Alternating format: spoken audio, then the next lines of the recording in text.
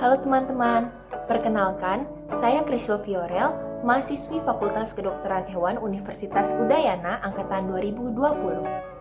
Pandemi merupakan wabah penyakit yang terjadi secara meluas di seluruh dunia, yang menjadikan penyakit ini menjadi sebuah masalah yang dihadapi oleh seluruh warga dunia.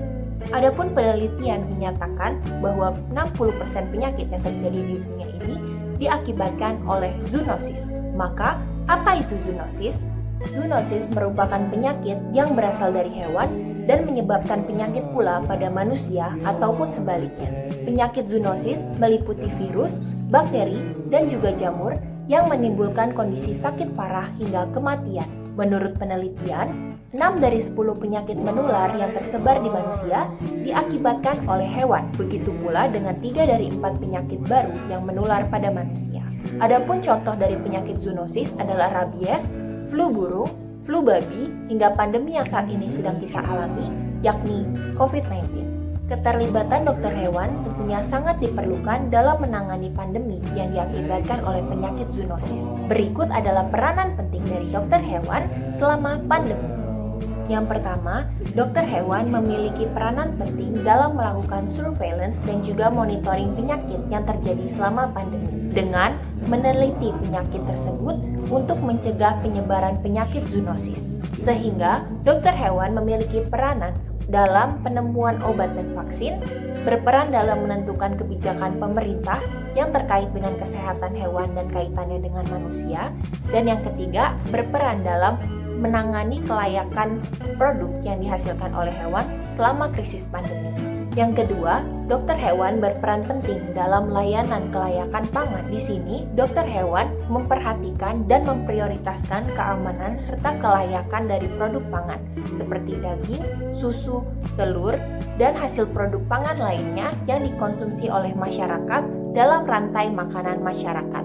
Karena hasil produk ini dapat sangat mempengaruhi gizi yang diterima oleh masyarakat dalam menghadapi pandemi.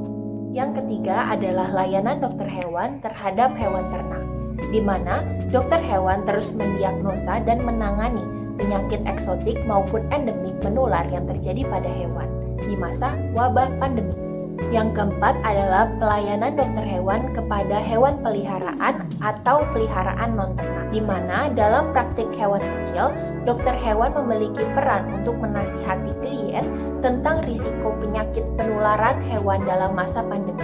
Yang kelima, dokter hewan berperan penting dalam menjaga kesejahteraan hewan, baik hewan peliharaan maupun hewan ternak. Di sini, dokter hewan sangat berperan penting, terutama dalam masa pandemi, karena risiko peninggalan dan juga penganiayaan hewan akibat kesalahpahaman penyakit zoonosis dapat terjadi. Disinilah dokter hewan berperan penting dalam memberitahukan dan menasihati masyarakat mengenai penyakit zoonosis, sehingga masyarakat dapat lebih merawat hewannya untuk mengusung kesejahteraan hewan di masa pandemi ini.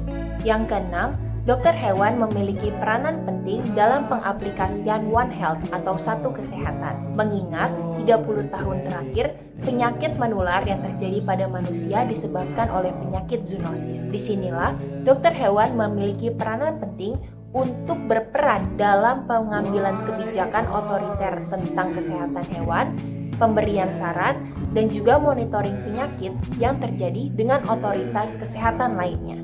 Nah, kira-kira begitulah peran penting dari dokter hewan di masa pandemi. Walaupun dokter hewan tidak berhadapan langsung dengan manusia, tetapi peranan yang dijalani tentunya memberikan dampak yang sangat besar terhadap kesejahteraan manusia.